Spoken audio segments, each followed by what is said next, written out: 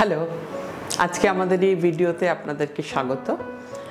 আমরা অন্বেষা কলকাতা বধিরতাযুক্ত ছেলে মেয়েদের অভিভাবক সংগঠন গত 20 বছর ধরে তাদের সাথে কাজ করে চলেছি।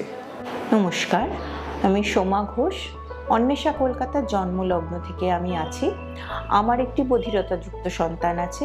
তাকে বড় করতে গিয়ে এবং অন্বেষা কলকাতার বাচ্চাদের দেখে আমার যেটা মনে হয়েছে, আমার অভিজ্ঞতা বলে যে জন্মের সঙ্গে সঙ্গে স্ক্রিনিং এবং স্ক্রিনিংয়ের পরে আর্লি ইন্টারভেনশন দুটি যদি পাশাপাশি চলে তাহলে একটি বাচ্চার বেড়ে ওঠাটা অনেক সহজ হয়ে ওঠে এবং সাধারণ বাচ্চাদের মতোই কিন্তু ওরা আগামী দিনে নিজেদের জায়গাটা সমাজে করে নিতে পারে। আমার নাম স্নিগ্ধা সরকার। আমি একদম প্রথম থেকেই অন্বেষার সাথে যুক্ত।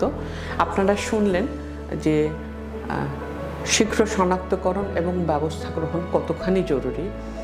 আমরা যারা শুনতে পাই, আমরা শুনে শুনেই ভাষা শিখি, কিন্তু আমাদের ছেলেমেয়েরা সেটা পারে না, আর পারে না বলে জীবনের সব ক্ষেত্রে পিছিয়ে যায়।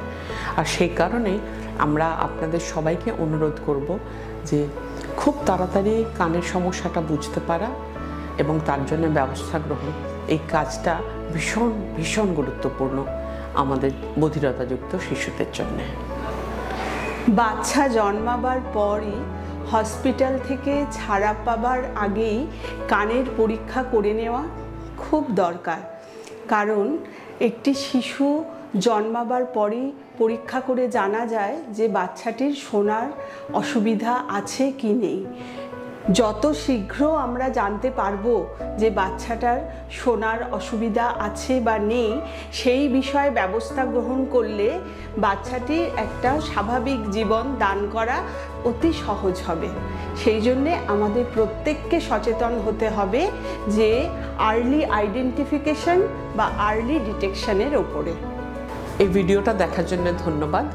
আশা করি আপনারা পুরো বিষয়টার গুরুত্বটা বুঝতে পেরেছেন এবং এটা আপনাদের কাজে লাগবে, এবং কোনো প্রয়োজনে আমাদের সাথে যোগাযোগ করলে আমরা খুশি হব।